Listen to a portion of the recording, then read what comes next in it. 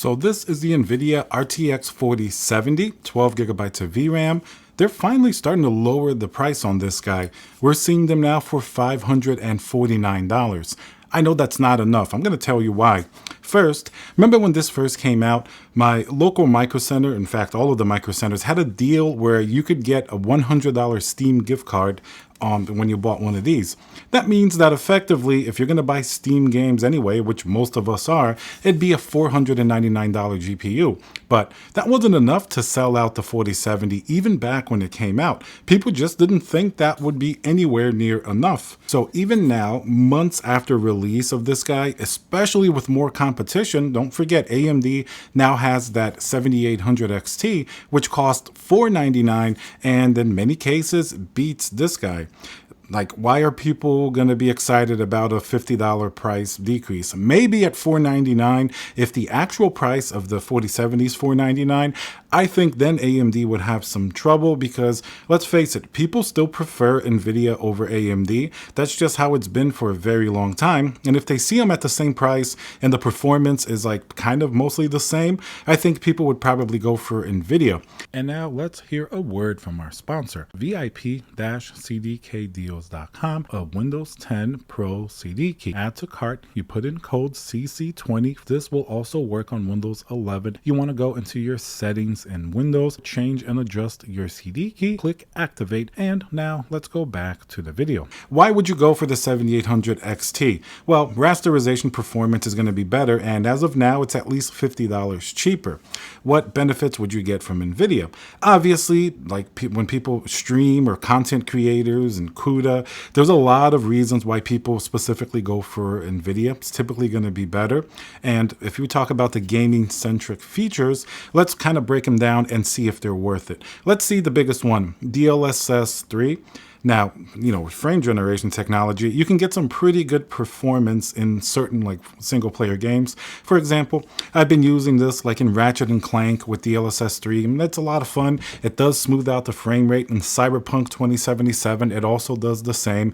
Some people do not like that technology because they feel like it's not really using the pure brute force and hardware of something like the 4070, or in fact, this is technically a weaker GPU than you would otherwise have without that type of AI technology.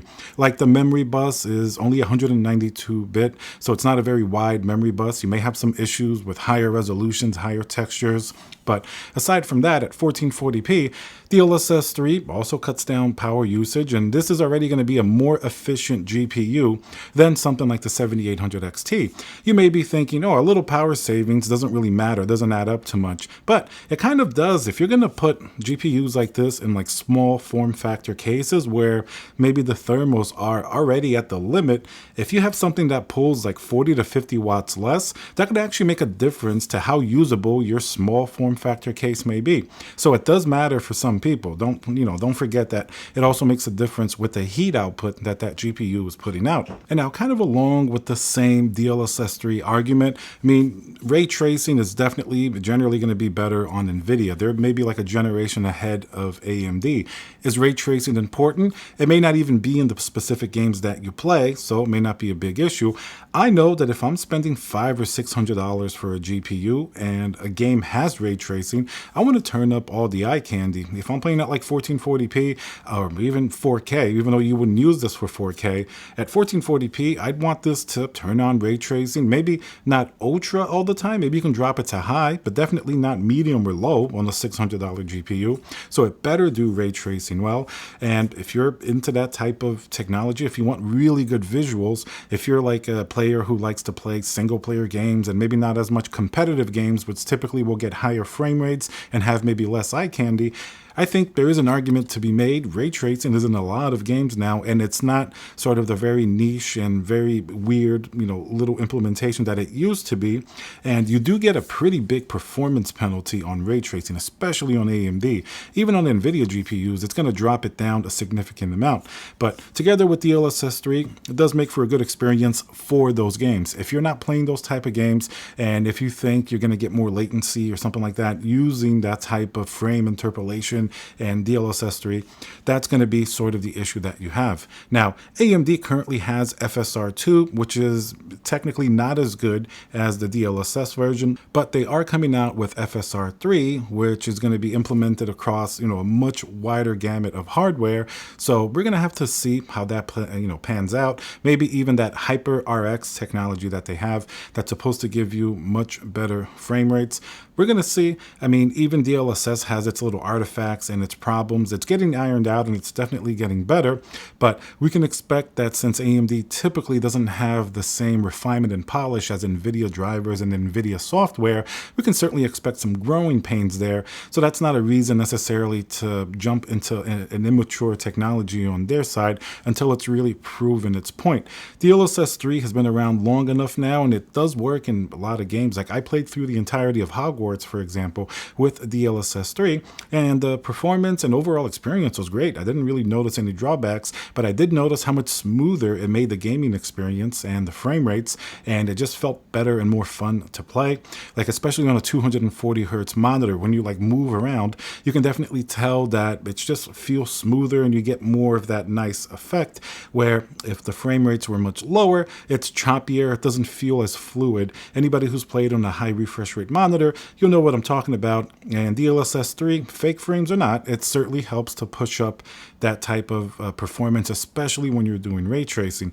So those are some reasons why somebody may pay even $50 extra for a 4070. Now, at $499, you had the 4060 Ti 16 gigabytes, which does give you a little bit more VRAM, but that one seems to have also been dropping to about $449, and that's been a tough GPU. I don't think it's a bad product, just a really bad price. If that 4060 Ti at 16 gigabytes had been $399, I would definitely recommend it. I think, I've been actually testing one, and in 1440p in most new games, it actually does pretty good. It's not too bad, especially if we consider how power efficient it is in DLSS 3.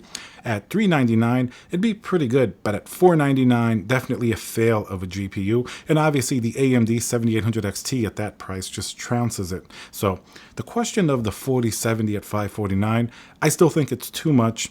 And NVIDIA, we really need to drop this to like $499. I think at $499, being back at the 3070 price, this will be a really good GPU. When I play this at 1440p, like in Starfield and any new games, it does really well. Even like Cyberpunk with like ray tracing, and you put on DLSS 3, this GPU performs actually really well. If you go up to like a 4080, which is much more expensive at twice the price, I don't really think you're getting like twice the, perceived performance. Like you're not going to be getting that feeling. It may perform a lot better in some games, but you can definitely do really well at 1440p with something like this. At $500, that's where we have to see it, but at least the prices are going in the right direction. It's not going to $650, at least $550 is better, right? But we'll see what happens. The prices really have to continue to come down, especially with some increased competition on the AMD side. All right, guys, remember to subscribe, smash that like button, and I'll see you guys on the next video.